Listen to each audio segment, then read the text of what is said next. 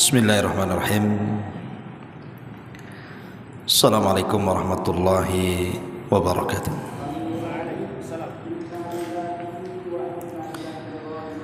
Alhamdulillah wassalatu wassalamu ala Rasulillah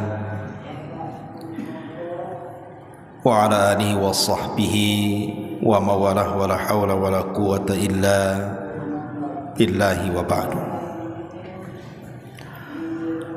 Alhamdulillah, segala puja dan puji hanya milik Allah subhanahu wa ta'ala. Salawat dan juga salam kita hadiahkan kepada Rasul kita Nabi besar Muhammad sallallahu alaihi wa ala alihi wasallam. Alhamdulillah, di malam hari ini kita bisa duduk kembali untuk berthalabul ilmi.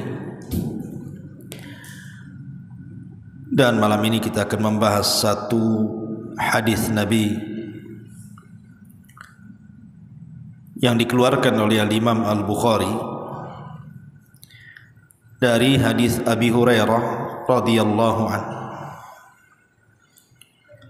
Anin Nabi sallallahu alaihi wasallam qala: a'dzarallahu ila imri'in akhara ajalahu hatta balagha 60 sanatan. Allah subhanahu wa ta'ala mencabut uzur kepada siapapun yang diakhirkan ajalnya sampai dia mencapai usia 60 tahun. Hadis ini memberikan faedah kepada kita tentang bahayanya orang yang sudah berusia 60 tahun tapi tidak kunjung dapat hidayah.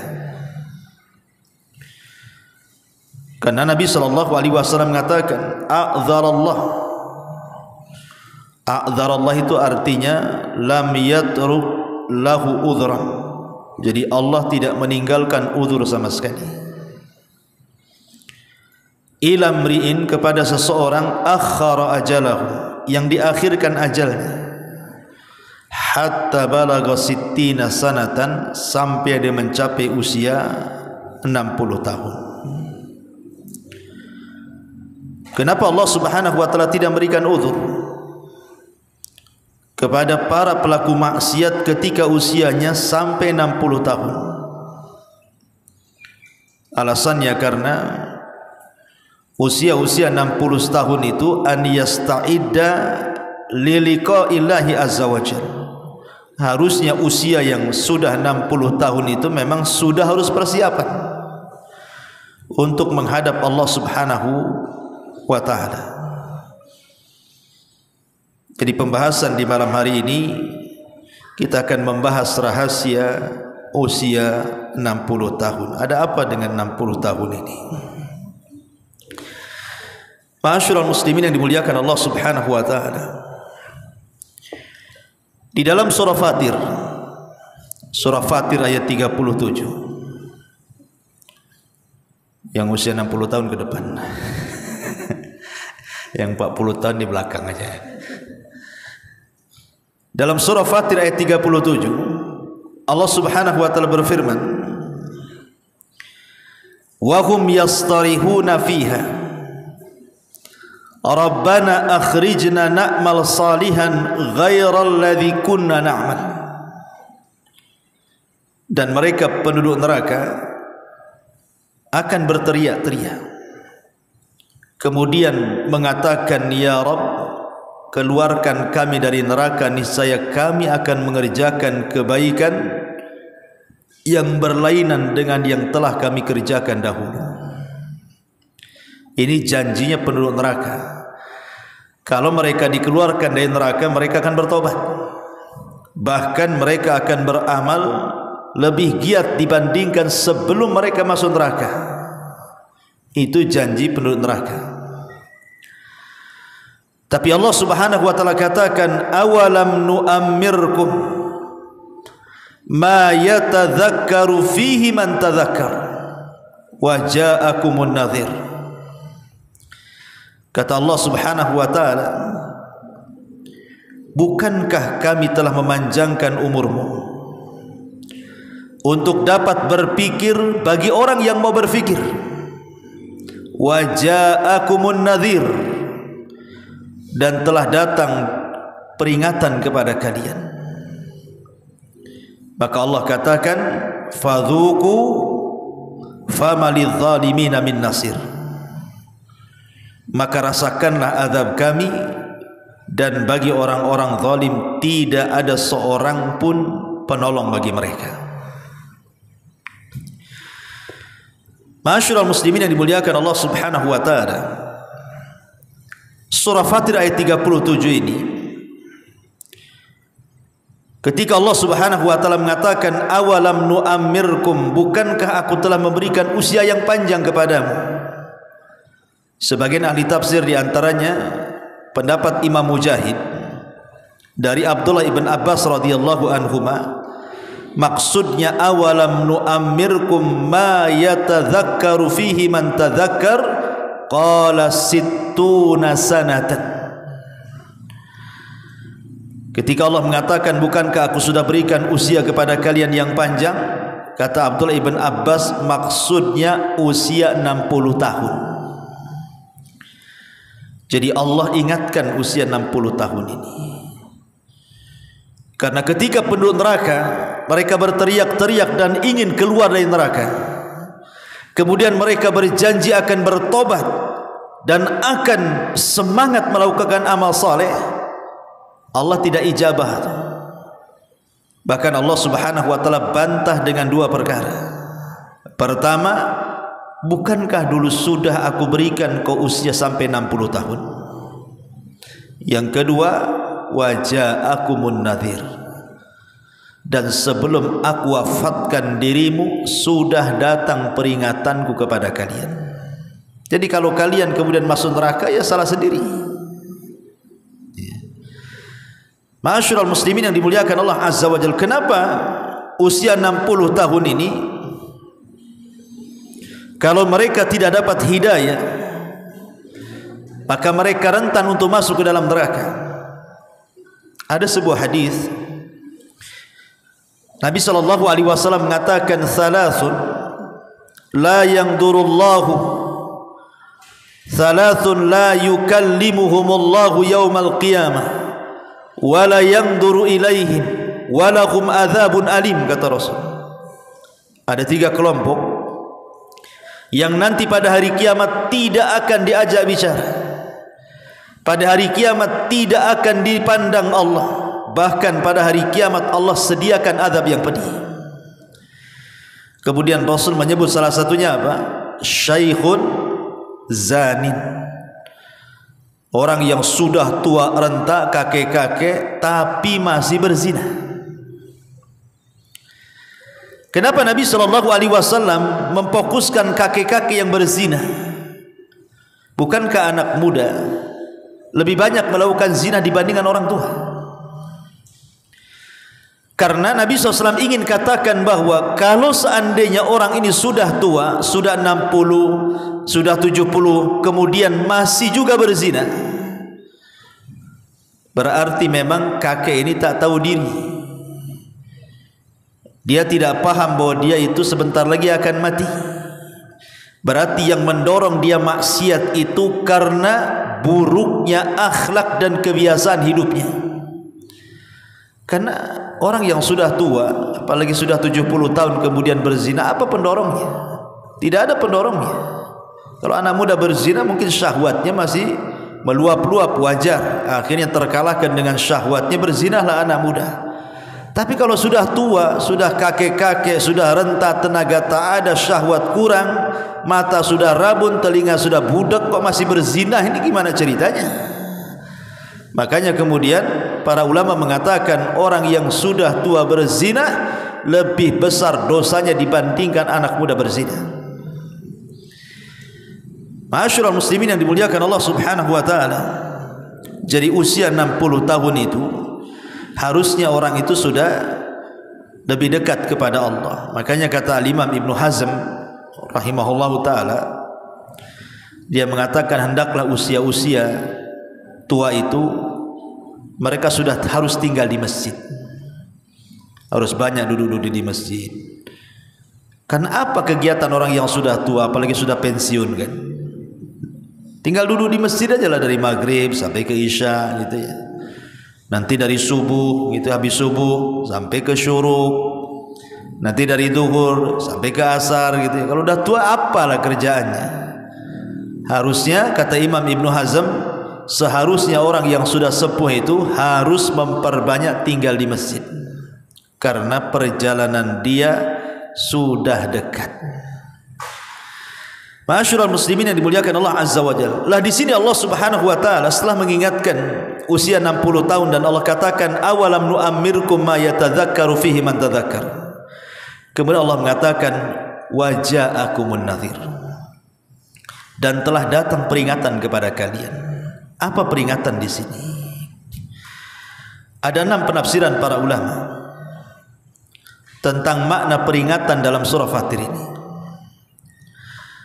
Yang pertama, maksudnya telah datang peringatan kepada kalian, artinya Rasul sudah diutus, sehingga tidak ada uzur lagi kalian untuk berpaling dari Islam, karena Nabi sudah diutus. Dan ajaran Nabi SAW sudah sampai kepada kita lewat para ulama, lewat para asatidz. Tapi kenapa kalian tidak mendengarkan peringatan-peringatan itu? Berarti tidak ada uzur lagi. Yang kedua yang dimaksud adalah Al-Quran. Al-Quran di hadapan kita. Dan alhamdulillah Al-Quran sekarang ini dicetak banyak-banyak. Di masjid ada Quran, di rumah ada Quran, di handphone ada aplikasi Quran. Kalau orang sudah tua 60 tahun kok tidak baca Quran, itu sudah nggak ada uzur bagi dia, karena Quran sudah diturunkan. Ini yang kedua. Yang ketiga, umur itu sendiri. Umur itu sendiri. Ada yang mengatakan bahwa awalam nu'ammirkum di sini artinya 40 tahun, ada yang mengatakan 60 tahun. Tapi saya ambil 60 tahun.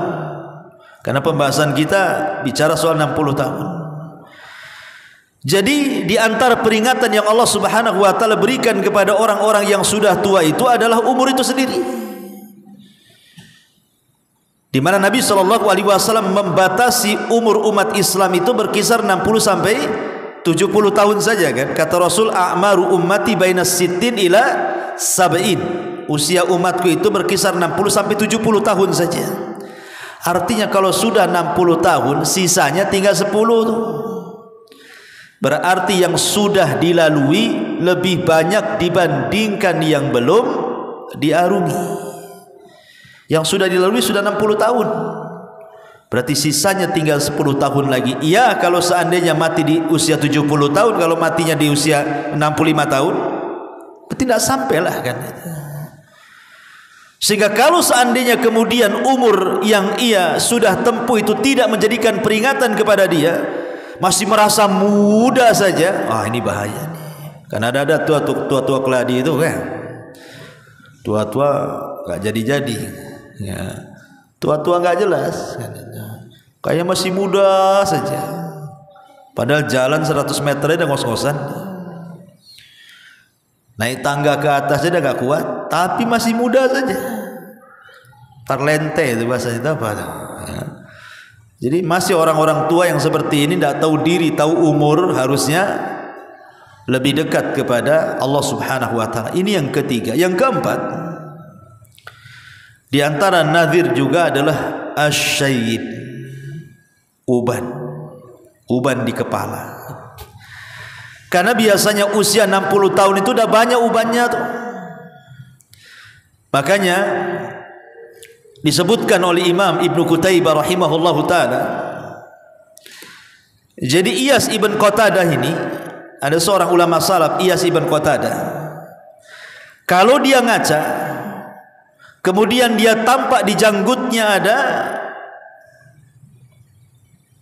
rambut putih ataupun uban, maka dia akan ngomong sendiri dan mengatakan aral mauta yatlubuni, sesungguhnya aku sudah melihat kematian itu sudah mencari aku, katanya. Jadi kalau seandainya antum ngaca gitu kan, kok di janggutnya sudah ada ubannya, di rambutnya ada ubannya. Ngomonglah, ini malaikat lagi nyari-nyari aku nih. Jangan-jangan di belakang rumah pula malaikat tuh katanya. Nah, itulah ulama salaf seperti itu. Ini seolah-olah kalau sudah ada uban itu ingatnya lagi dicari-cari malaikat maut. Itu kata Iyas Ibn Qatadah rahimahullahu ta'ala. Dan dikatakan oleh Al-Hafidh Ibn Rajab Al-Hambali rahimahullahu ta'ala, siapa yang tidak mengambil pelajaran dari uban di kepala atau di janggutnya, siapa yang tidak mengambil pelajaran dari uban di janggut atau rambutnya, berarti matilah hatinya katanya. Hatinya mati, keras hatinya. Kemudian dikatakan juga oleh para ulama seperti Al-Imam Al-Baghawi rahimahullahu ta'ala, asyaibu nadhirul mauti, uban itu peringatan telah dekatnya kematian. Dan yang lain mengatakan asyaibu awwalu marahilil maut, bahwa rambut putih itu awal dari tingkatan-tingkatan telah dekatnya kematian orang itu. Makanya kita lihat kisah Nabi Ya'qub alaihi salam ketika didatangi malaikat maut kan. Apa kata Nabi Ya'qub?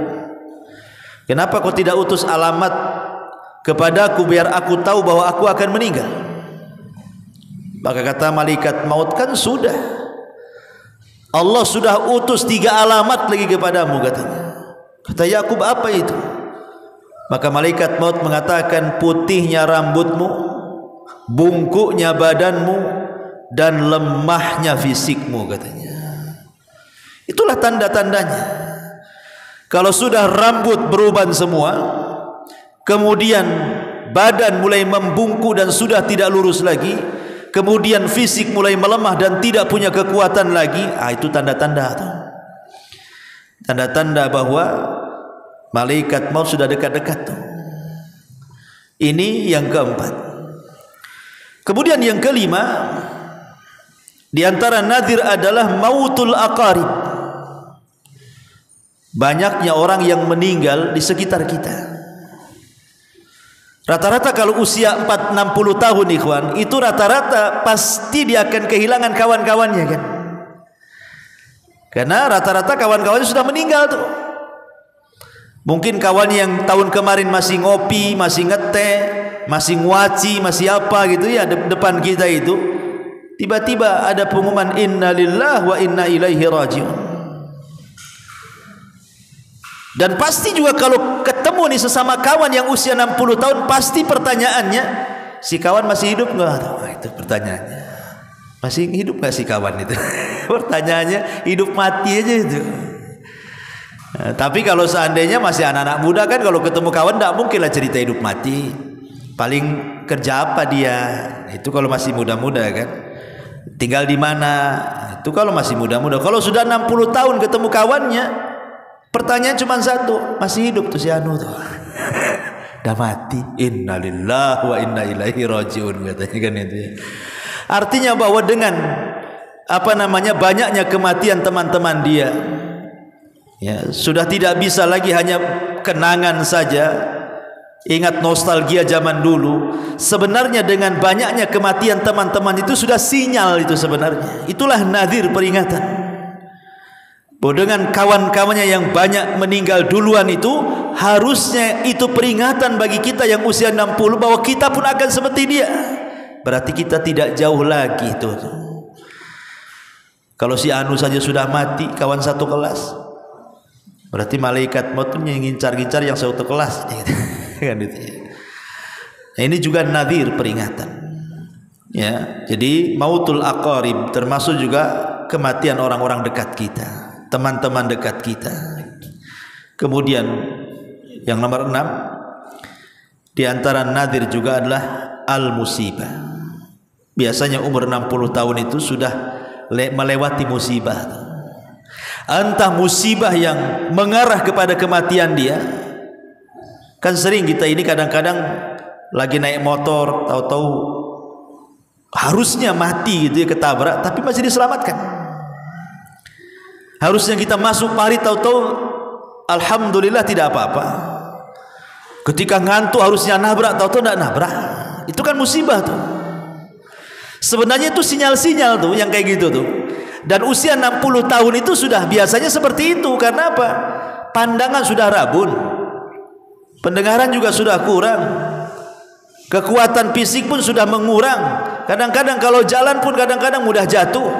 Sudah banyak musibah tuh biasanya, dengan berbagai macam komplikasi penyakit di badan dia saja.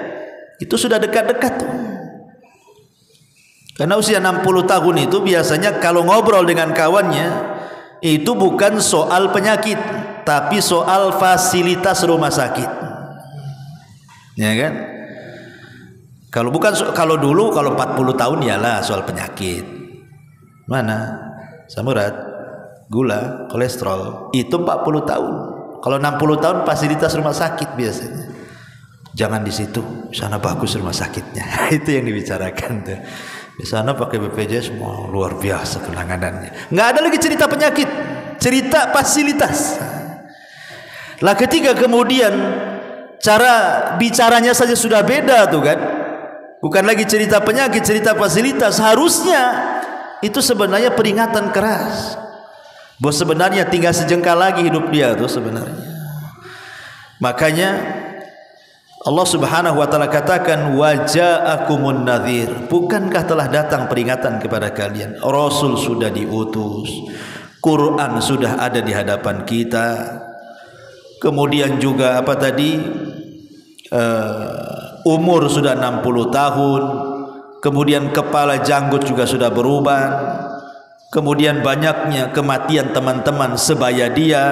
Kemudian juga banyaknya musibah, penyakit dan macam-macam. Kalau tidak menjadi peringatan bagi dia, ini memang orang tua tak tahu diri nih kayak gini nih. Kalau 6 perkara sudah ada loh, kok nggak sadar gitu ya. Memang su'ul khotimah itu. Persis seperti sabda Nabi SAW di awal tadi, a'dzarallahu ila mri'in akhara ajalahu hatta balagha sittina sanatan. Allah mencabut uzurnya kepada siapapun yang diakhirkan ajalnya sampai usianya 60 tahun. Kalau dia berbuat maksiat, Allah tidak akan terima uzurnya. Kok sudah tua masih maksiat pula, masa saya kasih uzur, kata Allah? Tidak bisa ya. Makanya kemudian kenapa penduduk neraka itu berteriak-teriak, mereka meminta agar dikeluarkan di neraka dan berjanji untuk beramal saleh. Tapi Allah mengatakan awalam nu'ammirkum ma yatadzakkaru fihi man tadzakara. Sudah kukasih 60 tahun umurmu dan peringatan sudah datang kepadamu, kok kita tidak bertobat? Seolah-olah Allah ingin katakan seperti itu. Ma'asyiral muslimin yang dimuliakan Allah Subhanahu wa taala, makanya jangan lagi cerita usia 60 tahun. Usia 40 tahun saja Allah Subhanahu wa taala berfirman ketika sebelumnya bicara tentang birrul walidain. Kemudian Allah Subhanahu wa taala mengatakan hatta idza balagha ashuddahu wa balagha arba'ina sanatan qala rabbi auzi'ni an ashkura ni'mataka allati an'amta 'alai wa 'ala walidai wa an a'mala salihan tarda wa aslih li fi dzurriyyati inni tubtu ilaika wa inni minal muslimin. Ya, surah Al-Ahqaf ya. Jadi Allah Subhanahu wa taala ketika bicara soal birrul walidain, ayatnya kan sebelumnya kan bicara soal birrul walidain itu. Kemudian setelah bicara tentang apa namanya keutamaan seorang ibu yang di situ hamil, kemudian melahirkan, kemudian menyusui, kemudian ayatnya bersambung kepada dan apabila anak itu sudah mencapai usia 35 tahun, kemudian sampai kepada 40 tahun, maka hendaklah dia mengatakan Rabbi auzi'ni an ashkura ni'mataka allati an'amta alayya. Ya Allah, anugerahkan kepadaku agar aku bisa bersyukur akan nikmat yang Kau anugerahkan kepadaku. Usia 40 tahun saja Allah Subhanahu wa taala sudah sindir dalam Quran itu. Harus banyak-banyak bersyukur. Kenapa? Karena usia 40 tahun itu hampir seluruh nikmat Allah sudah Allah anugerahkan kepada kita. Rata-rata usia 40 tahun itu sudah punya pasangan, sudah punya istri, sudah punya suami. Rata-rata 40 tahun usianya itu sudah punya anak biasanya, sudah punya pekerjaan, sudah punya rumah walaupun ngontrak, sudah banyak kawan-kawannya, sudah banyak pengalamannya, otaknya pun sudah jalan, emosionalnya sudah berkurang dan begitu seterusnya kan. Artinya usia 40 tahun itu sudah banyak nikmat. Makanya kenapa risalah juga diberikan kepada Nabi SAW di usia 40 tahun kan? Lah Allah ingatkan di usia 40 tahun itu agar kita banyak bersyukur. Apalagi usia 60 tahun yang sudah jelas-jelas sudah banyak cucunya tuh. Tapi betapa banyak orang-orang yang usia 60 tahun itu. Saya kenal satu orang pembisnis itu di Batam ini, usianya sudah 60 tahun lebih tuh. Tapi kalau cerita dunia ikhwan kayaknya gak mati dia itu. Kalau udah cerita dunia bisnis itu kayaknya gak akan mati dia itu.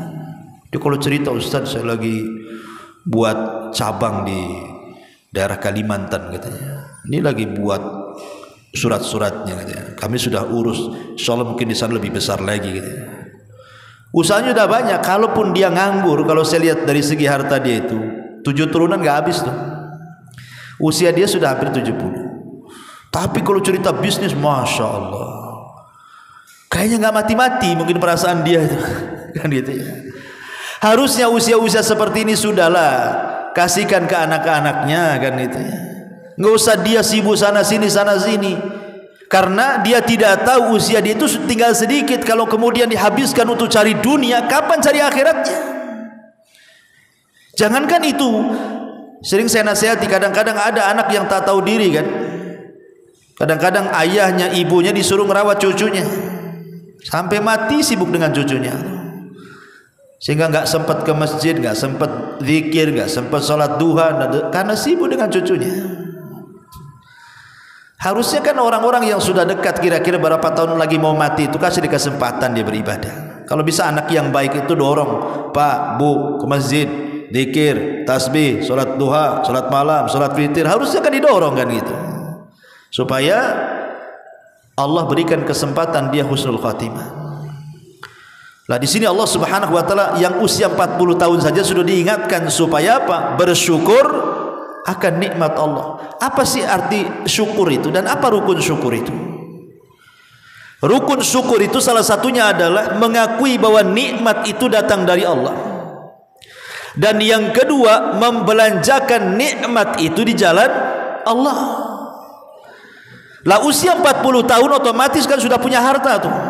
Karena sudah punya pekerjaan rata-rata kan usia 40 tahun itu. Sudah punya pekerjaan, sudah punya istri, sudah punya anak, sudah macam-macam, bahkan sebagian mereka sudah sukses lah gitu. Lah Allah hanya minta bersyukur kalau memang ada waktu gunakan di jalan Allah. Kalau ada harta gunakan di jalan Allah. Kalau ada peluang gunakan peluang-peluang itu di jalan Allah. Supaya betul-betul manfaatlah umur itu. Lah apalagi umur 60 tahun. Makanya Rasul mengatakan dalam sebuah hadis, khairukum man tala umruhu wa hasuna, buruk kalian man tala umruhu wa sa'a amaluhu, panjang umurnya buruk pula amalnya. Itu seburuk-buruk orang. Ma'asyiral muslimin yang dimuliakan Allah Subhanahu wa taala. Maka dari sini kita perlu mengambil ibrah pelajaran tentang pentingnya memanfaatkan waktu. Ada satu perkataan yang bagus sekali dari Abdullah ibn Mas'ud radhiyallahu an. Abdullah ibn Mas'ud radhiyallahu an. Apa kata Abdullah ibn Mas'ud radhiyallahu an? Dia mengatakan, ma nadimtu, kata Abdullah ibn Mas'ud, ma nadimtu ala syai'in, tidaklah aku menyesal terhadap sesuatu, kata Abdullah ibn Mas'ud. ma nadimtu ala syai'in nadami, tidaklah aku menyesal akan sesuatu ketika matahari itu telah terbit yang sebelumnya tidak terbit.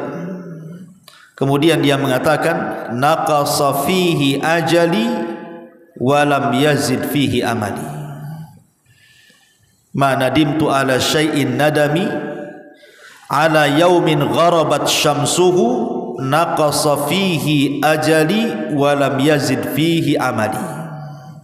Aku tidak pernah memiliki penyesalan yang dalam, kata Abdullah bin Mas'ud, dibandingkan dengan penyesalanku akan berlalunya satu hari dalam hidupku, tetapi amalku tidak bertambah sementara usiaku makin berkurang. Kata Abdullah bin Mas'ud, aku paling menyesal nih kalau satu hari ini kok nggak ditambah, kok sama aja amalan sekarang dengan kemarin. Amalan sekarang dengan minggu kemarin kok sama saja, nggak ada tambah-tambahnya gitu. Aku menyesal karena lewat satu hari seolah-olah lewat umur dia. Makanya Hasan Al-Basri rahimahullahu ta'ala, dia mengatakan, ya ibna Adam innama anta ayyam, wahai anak Adam, engkau itu hanya bagikan hari-hari. Fa idza dhahaba yaumun dhahaba ba'du, kalau sampai satu hari lewat dari kamu, berarti dari badanmu juga sudah berlalu.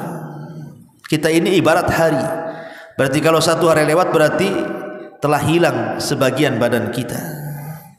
Makanya dia mengatakan adraktu aqwaman kanu ala awqatihim ashadda minkum hirsan ala darahimikum wa dananirikum. Kata Hasan Al-Basri, aku mendapatkan sebuah kaum di mana mereka memanfaatkan waktu-waktu mereka itu lebih besar dibandingkan waktu mereka mengurus dirham dan dinar kalian. Tentu karena Hasan Al-Basri kan seorang tabi'in, berarti cerita sahabat ya kan. Jadi kalau dia mengatakan aku mendapatkan sebuah kaum yang waktu-waktu mereka sangat berharga dibandingkan dinar dan dirham, itu maksudnya para sahabat. Ya, jadi para sahabat itu mereka lebih mementingkan kehidupan akhirat dibandingkan kehidupan dunia gitu maksudnya. Kalau kita kan terbalik kan gitu ya.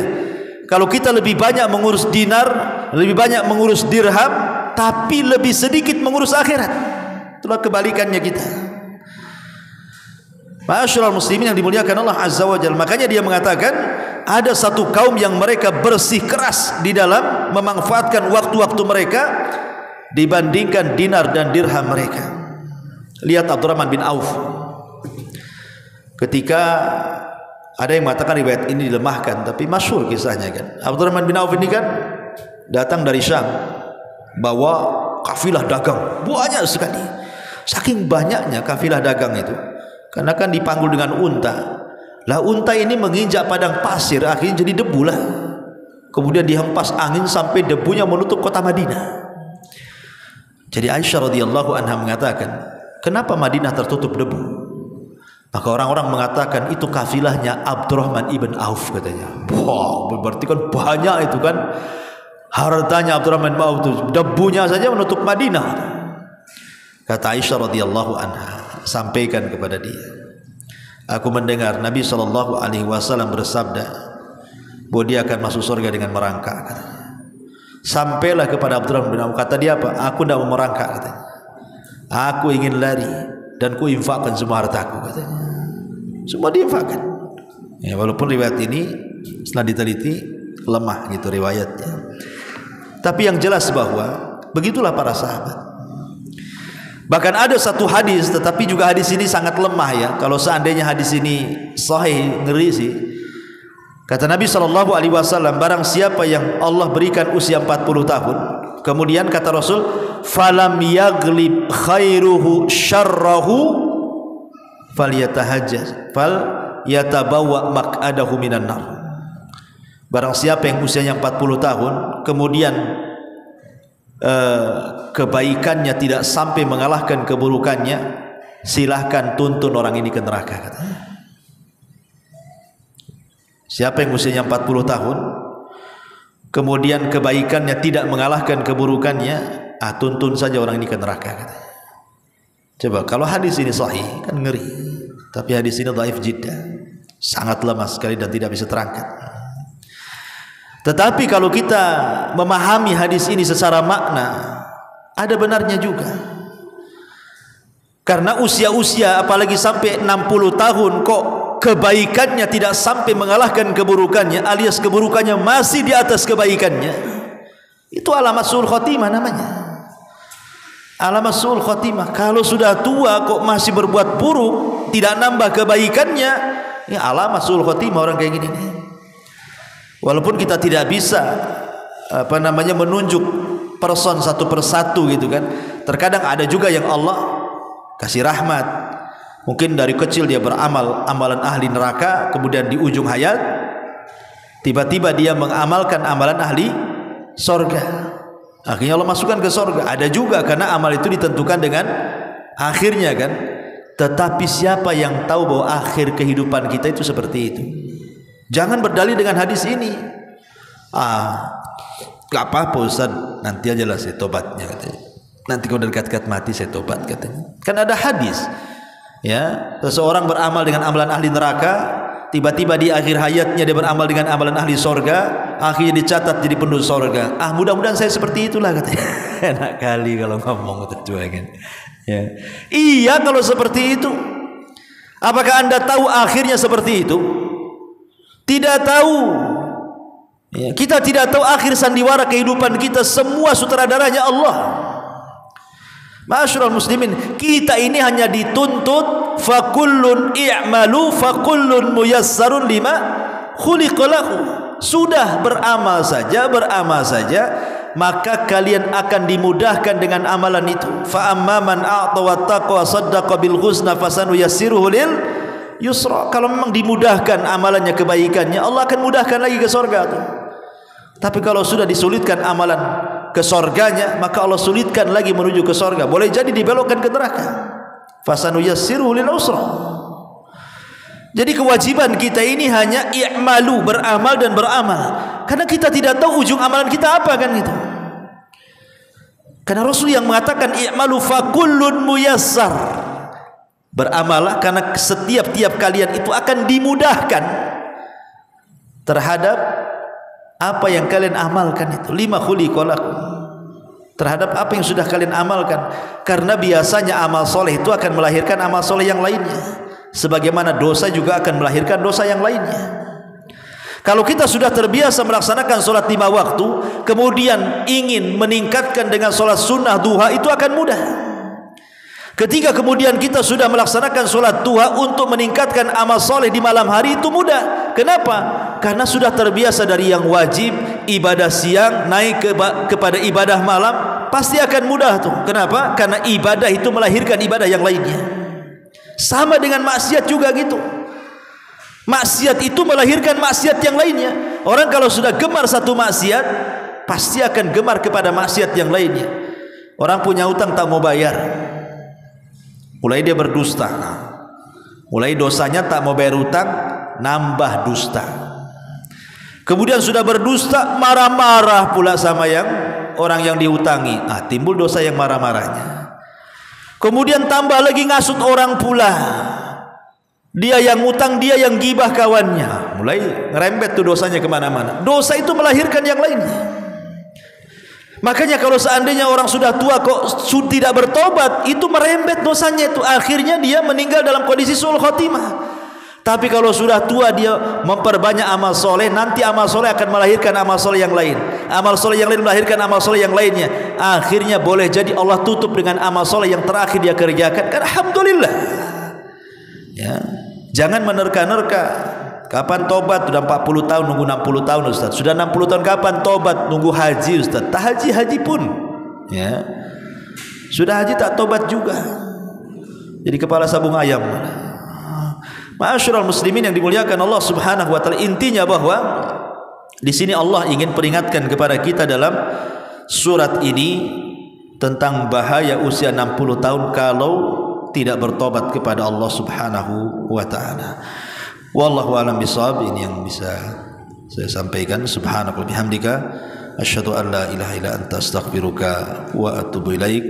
Allahu ta'ala alam. Assalamualaikum warahmatullahi wabarakatuh.